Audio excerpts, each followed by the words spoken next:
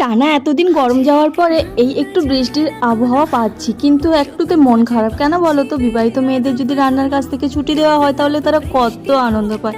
আজ আমারও রান্নার কাছ থেকে ছুটি ছিল, কারণ পাশের বাড়িতে নেমন্ত্রণ ছিল, বাট চারদিকে এত পানি পানি, আমি ভাবছি যে আদৌ যেতে পারবো কি। তো সেই দুঃখে আমি তো বাড়িতে চুপচাপ বসছিলাম আর বৃষ্টিটা এনজয় করছিলাম। তারপর যখন আমার খেতে যাওয়ার সময় হলো, তো সবাই মিলে একদম দলবল বেঁধে যাচ্ছি খেতে। কিন্তু কি বলতো, এই অনুষ্ঠান বাড়িতে না বৃষ্টি হলে যাদের অনুষ্ঠান হচ্ছে তাদের একটু ব্যাপারটা কেচড়ে যায়। তো যাই হোক, অনেক ঝড়ঝাপটা পেরিয়ে যখন এলাম, মায়ের দর্শনও করলাম এবং প্রসাদও খেলাম। জানো তো, ফ্রাইড রাইস আর চিলি পেলে আমার আর কিছুই চাই না।